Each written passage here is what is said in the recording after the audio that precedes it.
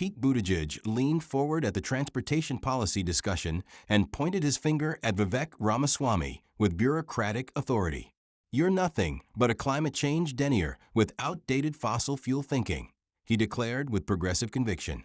Buttigieg's establishment audience nodded approvingly, thinking their transportation secretary had delivered the perfect environmental takedown. But what Buttigieg didn't know was that Vivek had researched his entire record of transportation secretary incompetence and supply chain failures.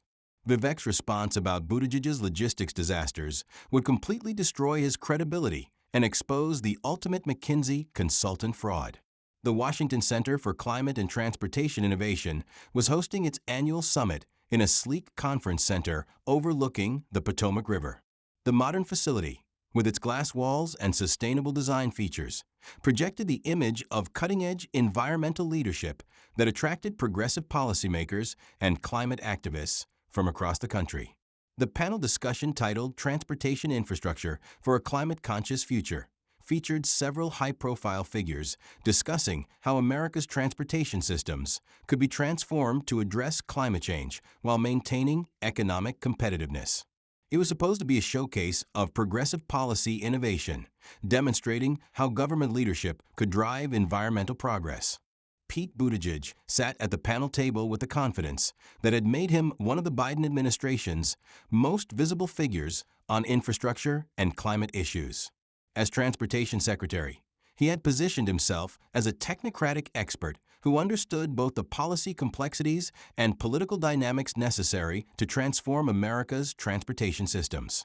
Buttigieg's perfectly styled appearance and articulate speaking style projected the image of a competent government leader who had successfully transitioned from local politics to federal responsibility. His Harvard education and McKinsey consulting background gave him credibility with establishment audiences who valued credentials and institutional experience.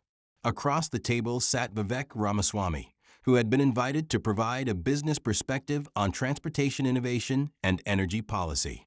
He wore a sharp navy suit, his demeanor calm but alert, carrying himself with the confidence of someone who had built successful companies rather than just managed government bureaucracies. The panel had proceeded through various discussions about electric vehicles, renewable energy infrastructure, and regulatory frameworks for transportation innovation.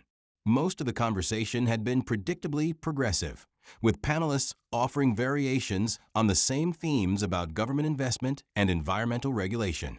That's when Buttigieg decided to make his move. He had been observing Vivek throughout the discussion, clearly viewing him as a representative of business interests that were insufficiently committed to climate action. Buttigieg sensed an opportunity to establish his environmental credentials when the conversation turned to the role of fossil fuels in America's energy future. "I think we need to have an honest conversation about the resistance we're seeing to necessary climate action," Buttigieg began, his voice taking on that familiar tone of technocratic authority that had made him popular among progressive audiences. "We have people in positions of influence who continue to promote outdated thinking about energy and transportation, who refuse to acknowledge the urgency of the climate crisis we're facing." The setup was classic Buttigieg, positioning himself as the voice of scientific rationality while preparing to attack someone he viewed as representing backward-looking business interests. The audience of climate activists and policy experts leaned forward with anticipation, ready for their government champion to take down another climate skeptic.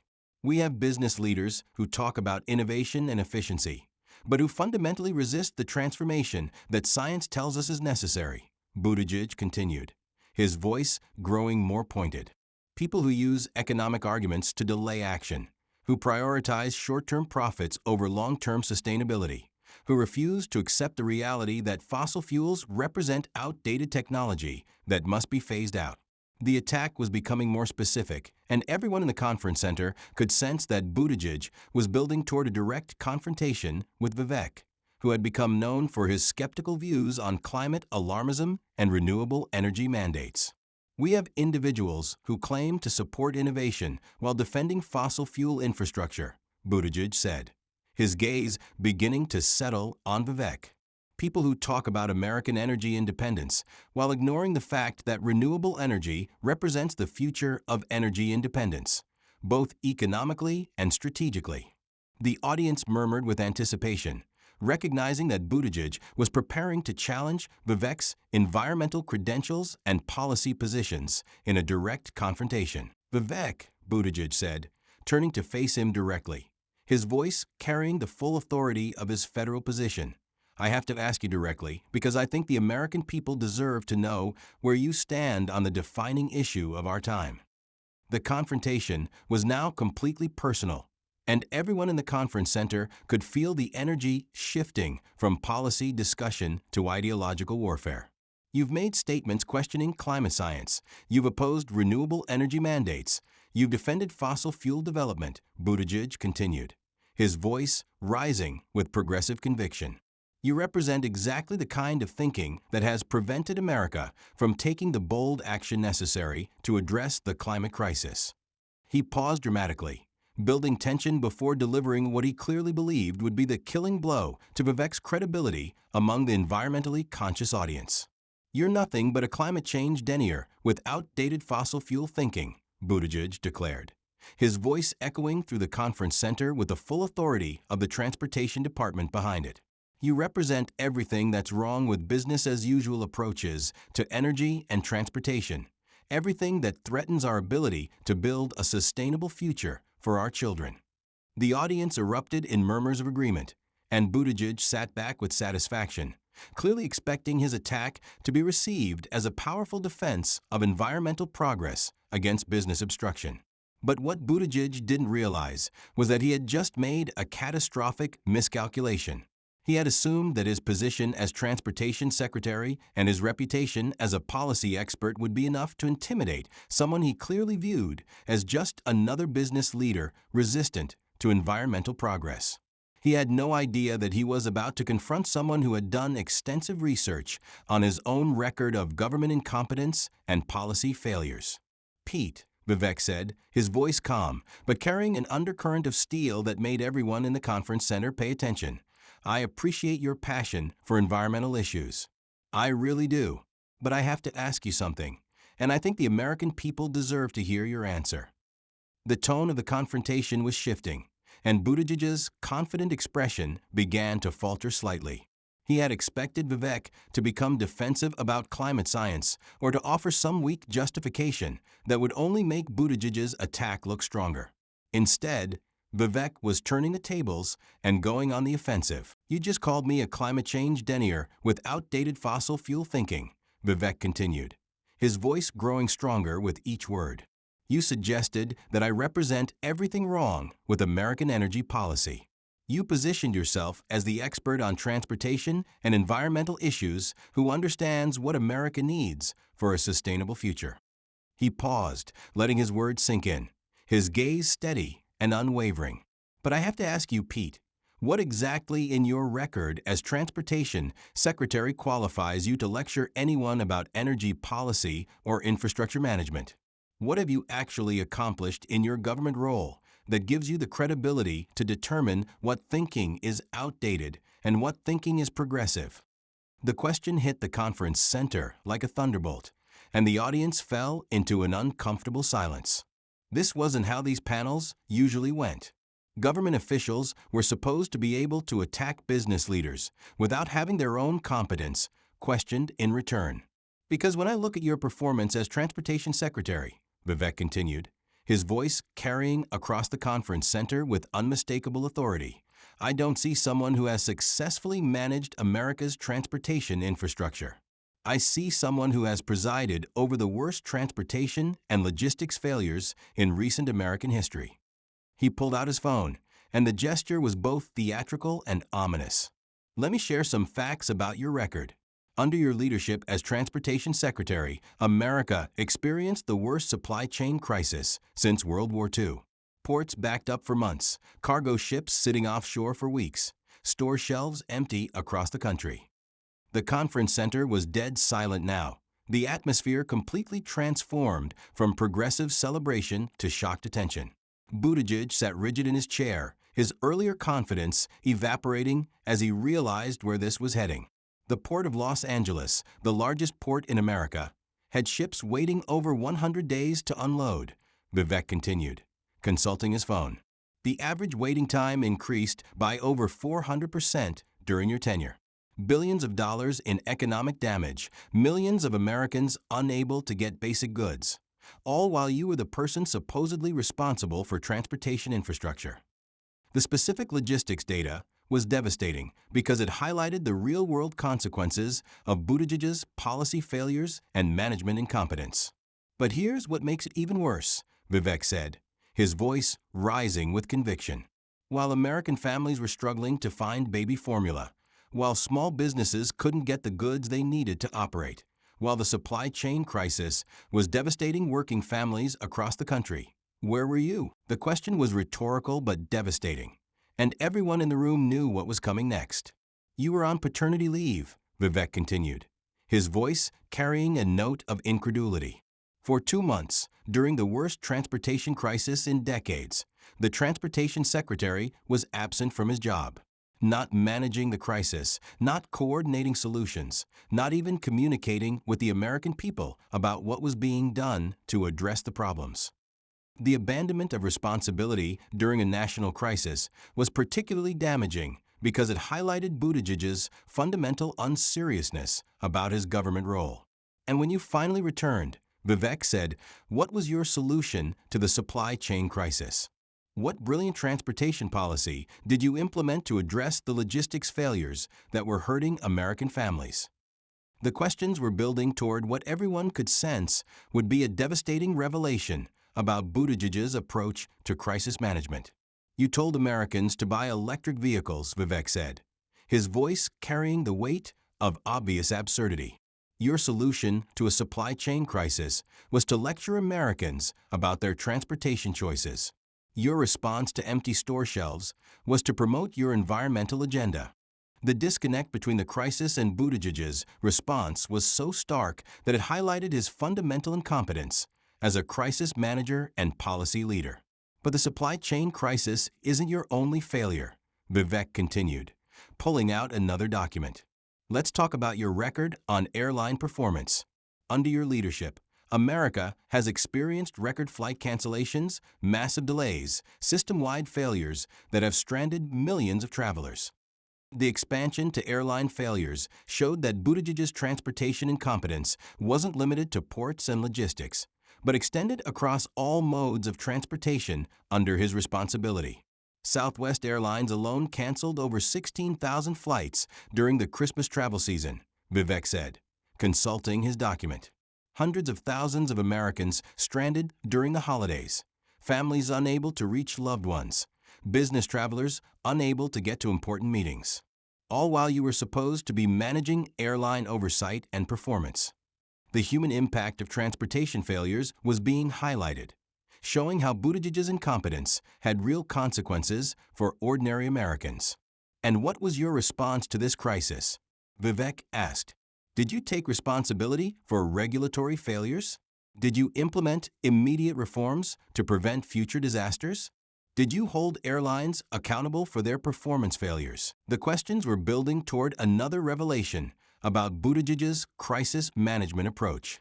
You gave speeches about transportation equity, Vivek said, his voice rising with disbelief. You used airline failures as opportunities to promote social justice initiatives. You turned transportation disasters into progressive messaging opportunities. The pattern of using crisis management for political positioning rather than problem solving was being exposed, showing how Buttigieg prioritized ideology over competence. But here's what really exposes your incompetence, Vivek continued, his momentum building. Despite overseeing multiple transportation disasters, despite presiding over supply chain failures that hurt millions of Americans, despite managing airline systems that consistently fail travelers, you have the audacity to lecture others about outdated thinking. The hypocrisy was being exposed in real time, showing how someone with such a poor performance record could claim expertise in transportation and infrastructure policy. You called my thinking outdated, Vivek said, but let's talk about what real innovation looks like in transportation and energy. Real innovation means improving efficiency, reducing costs, and delivering better service to consumers. It means solving actual problems rather than creating new ones through ideological mandates. The contrast between practical innovation and ideological policymaking was becoming clear, highlighting the fundamental difference between business problem-solving and government bureaucracy. My companies have actually solved logistics problems, Vivek continued, his voice taking on a more personal tone. We've improved supply chain efficiency, reduced transportation costs, and delivered products to customers reliably and affordably. That's real innovation, Pete. That's actual problem solving. The distinction between real-world achievement and government failure was stark and undeniable, showing how business experience translated into practical solutions rather than bureaucratic disasters. But you've never solved a logistics problem in your life, Vivek said, his voice becoming more pointed. Your entire approach to transportation is theoretical, based on ideology rather than practical experience. You've never had to deliver goods to customers, never had to manage complex supply chains, never had to compete in markets where efficiency and reliability determine success or failure. The systematic exposure of Buttigieg's lack of practical experience was particularly effective because it highlighted how his theoretical approach had led to real-world failures. And let's talk about your background before becoming Transportation Secretary, Vivek continued, pulling out what appeared to be his most damaging evidence. You worked as a consultant at McKinsey, the same consulting firm that has been involved in some of the biggest corporate scandals and failures of recent decades. The McKinsey connection was particularly damaging because it highlighted how Buttigieg's background was in consulting rather than actual operational management. McKinsey consultants are famous for giving expensive advice that doesn't work, for creating theoretical solutions that fail in practice, for prioritizing presentations over performance, Vivek said. And that's exactly what we've seen from your tenure as Transportation Secretary. Lots of presentations, lots of theoretical frameworks, lots of progressive messaging, but consistent failure to actually manage transportation systems effectively. The pattern of consulting-style performance over substance was being exposed, showing how Buttigieg's background had prepared him for talking about transportation rather than managing it. You were mayor of South Bend, Indiana, a small city with minimal transportation infrastructure, Vivek continued. That's your entire executive experience before being put in charge of America's entire transportation system. A small city mayor and a McKinsey consultant, suddenly responsible for ports, airlines, highways, and supply chains that affect hundreds of millions of Americans. The inadequacy of Buttigieg's preparation for his federal role was being highlighted, showing how his appointment was based on political considerations rather than relevant experience. So when you call me a climate change denier with outdated thinking, Vivek said, his voice reaching a crescendo, I have to ask, what's more outdated? Someone who has actually built efficient systems that deliver results? Or someone whose theoretical approach has consistently failed to solve the transportation problems Americans face every day? The comparison was devastating because it highlighted the fundamental difference between practical problem-solving and ideological policymaking. You want to know what real environmental progress looks like? Vivek asked, his voice carrying the weight of practical experience. It's making transportation systems more efficient, reducing waste, and delivering better outcomes at lower costs. It's innovation driven by market competition rather than government mandates. The positive vision of market-driven environmental improvement was a stark contrast to Buttigieg's regulatory approach, highlighting how business innovation could achieve environmental goals more effectively than government bureaucracy. Real environmental progress comes from entrepreneurs who develop better technologies because they work better, not because government forces people to use them, Vivek continued. It comes from businesses that reduce costs and improve efficiency because that's how they succeed in competitive markets. The conference center was completely captivated now, everyone recognizing the fundamental truth about how innovation actually occurred in free markets rather than through government mandates. But your approach does the opposite, Vivek said, his voice growing stronger. You create mandates that increase costs, regulations that reduce efficiency, and bureaucratic systems that make transportation more expensive and less reliable for American families. The systematic critique of government-driven environmental policy was particularly effective because it highlighted how Buttigieg's approach actually harmed the Americans he claimed to be helping. You called me outdated, Vivek continued, but what's really outdated is thinking that government bureaucrats who have never successfully managed anything can create better solutions than entrepreneurs who have to deliver results or go out of business. The fundamental philosophical difference between government control and market innovation was being articulated clearly, showing why Buttigieg's approach had failed while business innovation continued to succeed. So Pete, Vivek said, beginning to conclude his response, the next time you want to call someone a climate change denier, maybe you should examine your own record of environmental policy failures. The next time you want to lecture someone about outdated thinking, maybe you should consider whether your theoretical approach has actually solved any transportation problems. He gathered his thoughts for his final statement. And the next time you want to attack business leaders for their energy views, maybe you should ask yourself whether Americans are better served by entrepreneurs who create efficient solutions or by government bureaucrats who consistently fail to manage the systems they're responsible for. His final words would echo in that conference center long after the panel was over. I'll keep building companies that solve real problems and create real value for American consumers. You can keep giving speeches about transportation while presiding over transportation disasters that hurt the families you claim to serve. The silence that followed was profound and complete. Buttigieg sat motionless in his chair, his technocratic authority completely destroyed by the exposure of his record of government incompetence and policy failures. His attack on business thinking had backfired spectacularly, revealing his own inadequacy as a transportation leader. The audience sat in stunned silence, many clearly recognizing the fundamental failures in Buttigieg's approach that Vivek had systematically exposed. The panel had become an education in the difference between theoretical policymaking and practical problem-solving. The confrontation between Vivek Ramaswamy and Pete Buttigieg had exposed something crucial about the Biden administration's approach to infrastructure and transportation: the prioritization of ideological messaging over operational competence, resulting in policy failures that hurt ordinary Americans while advancing progressive political narratives. It had highlighted how government bureaucrats with limited practical experience often attacked business leaders who had actually solved the kinds of problems that government consistently failed to address.